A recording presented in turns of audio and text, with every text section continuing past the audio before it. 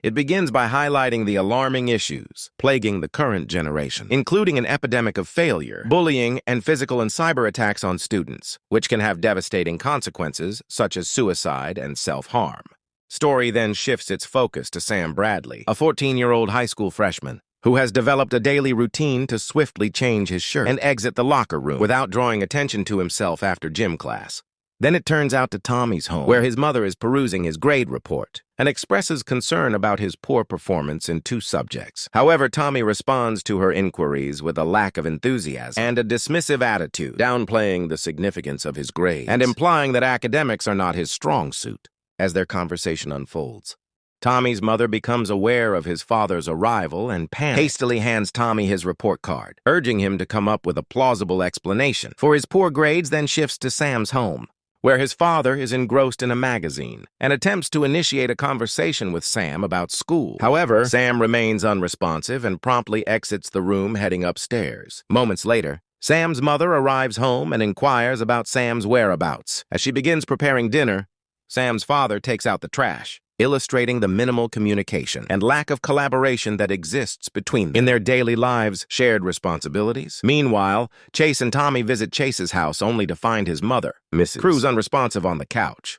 Having overdosed on pain medication, Tommy prepares to leave, but Chase's mother, still conscious, sternly warns him not to reveal the incident to anyone. Despite Tommy's assurances that he will maintain confidentiality, Sam walked down the school hallway. A classmate hastily abandoned him near the locker room, leaving him feeling anxious and uneasy. But before he could process his emotions, 3 intimidating bullies emerged from the crowd, their menacing presence causing other students to scurry away. In hopes of avoiding their attention, the bullies closed in on Sam, hurling a derogatory slur at him before physically assaulting him. Sam regained consciousness to find his parents by his side. However, despite their concern, he was too fearful to identify his attackers. School's guidance counselor, Miss Ross, expressed frustration over the school's inadequate response to violence, which often amounted to little more than a slap on the wrist. Meanwhile, the person responsible for taking action, presumably the school administrator or principal, was aware of the identities of the perpetrators, but refused to take decisive action. A co-worker urged her to take a stand and punish the bullies, but she remained hesitant, citing the lack of concrete evidence and the absence of security cameras. Instead of taking responsibility, she opted to downplay the incident, assuring Sam that no action would be taken due to the lack of proof. Then it turns to Hunter's residence, where a heated argument between his parents has escalated into a violent confrontation. Seeking refuge, Hunter retreats to his bedroom, locks the door, and releases his pent-up emotions through a raw, high-energy hard rock song.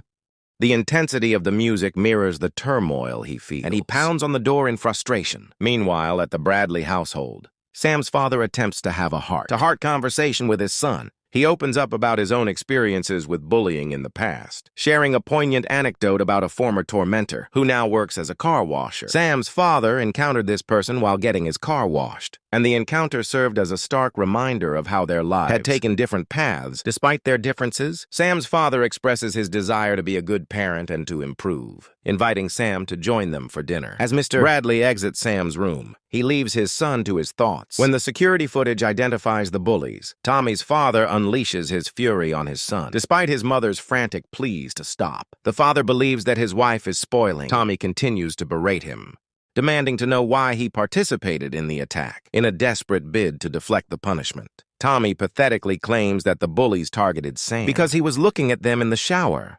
This revelation only serves to further unsettle Tommy's father, who becomes visibly uncomfortable. In a shocking display of misplaced priorities, Tommy's father storms into the principal's office, not to apologize or express remorse, but to defend his son's actions and imply that Sam was somehow to blame. He argues that boys need to be allowed to fight and settle their differences physically, lest they become sissies.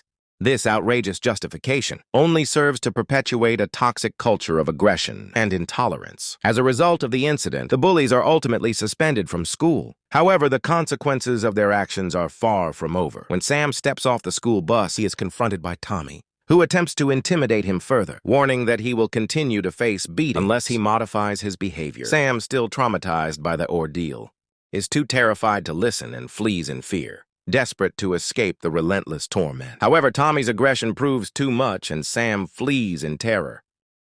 Racing towards the safety of his home, he locks the door behind him, still reeling from the bully's vicious taunts that continue to echo in his mind. Trauma of the attack and the relentless insults prove too much for Sam, and he becomes overwhelmed by dark thoughts. He rushes into his house, his mind racing with flashbacks of the brutal attack, and begins to write a heartbreaking suicide note. In a state of utter despair, he searches for a way to escape the pain and finds his father's gun in a cupboard. Standing in a state of hopeless fear, he takes the devastating step of shooting himself in the mouth with the gun. Next, a series of 4 inspirational testimonials as individuals share their own personal struggles with suicidal thoughts during their childhood and teenage years. However, instead of succumbing to the darkness, they found a way to overcome their challenges and go on to lead rich, fulfilling lives as adults. Recording themselves, they offer words of encouragement and hope to high school students, parents, and anyone who has faced bullying, cyberbullying, or cruelty due to their appearance. They assure them that these difficult times will pass,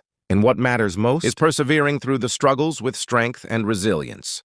The Bradley household is in a state of shock and grief as the police depart, leaving Mrs. Bradley with a sense of emptiness and despair. She wanders listlessly around the house, her eyes fixed on the blood-stained rug, a poignant reminder of the tragic event that has shattered their lives. The news of Sam's suicide has spread like wildfire, and the town is now besieged by the press, who have become the new bullies, insensitive and relentless in their pursuit of a sensational story. Meanwhile, at the school, Miss Ross, the guidance counselor, is engaged in a heated argument with the principal over the circumstances surrounding Sam's death. Despite the overwhelming evidence, the principal remains obstinate, refusing to acknowledge that the relentless bullying at school was the primary cause of Sam's suicide. She is equally opposed to any further ceremony or tribute to Sam, deeming the student's suspension and subsequent vacation sufficient punishment.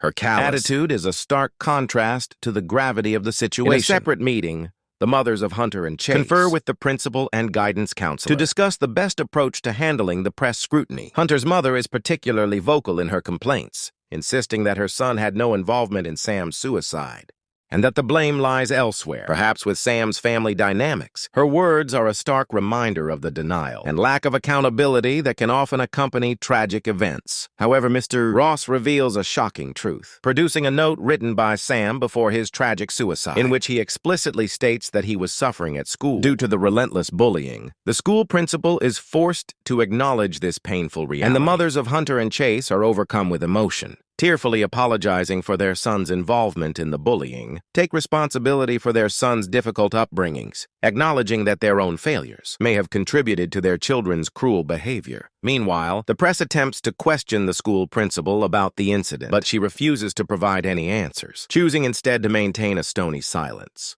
Miss Ross, the guidance counselor, is left with a heavy heart, haunted by the thought of which student might be the next to succumb to the pressures of bullying and take their own life without him being able to intervene. The following day, the press descends upon Mr. Sampson, Tommy's father, seeking answers about his son's role in the bullying. However, Mr. Sampson responds with hostility, accusing the press of twisting the story and unfairly vilifying his son. He becomes aggressive, yelling at them to leave his property and refusing to engage in a constructive conversation about the incident.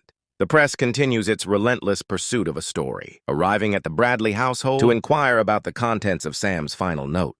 However, Mr. Bradley, still reeling from the loss of his son, is unable to cope with their intrusive questions and slams the door shut in frustration. Meanwhile, the bullies, still on suspension, engage in a callous discussion about Sam's suicide, attempting to absolve themselves of any responsibility for the tragedy. Their indifference to the devastating consequences of their actions is a stark reminder of the lack of empathy and accountability that can exist in certain individuals. Later that evening, the community comes together to mourn the loss of Sam and to hope for a better future. However, the somber atmosphere is short-lived, as the Bradley family is ambushed by the press on their way back from the memorial service. Reporters bombard them with insensitive questions about Sam's personal life, sexual orientation, and the circumstances surrounding his suicide.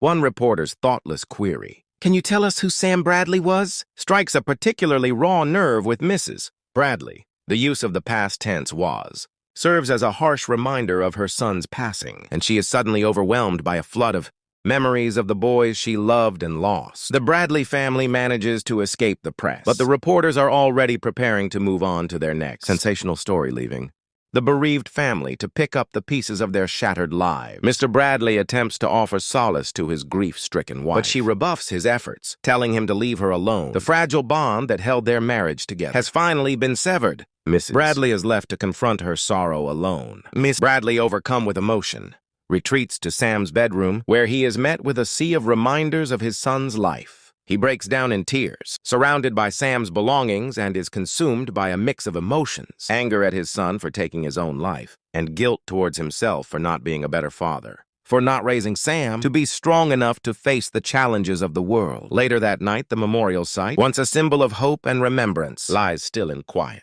Tommy, still grappling with the consequences of his actions, enters the site carrying Sam's backpack. Suddenly, he is overcome with emotion, and in a fit of rage and grief, he destroys the flowers that had been carefully placed there to honor Sam's memory. Left on his knees clutching the mangled flowers, Tommy utters a haunting phrase: "You did this a testament to the crushing weight of guilt and regret that now bears down on him."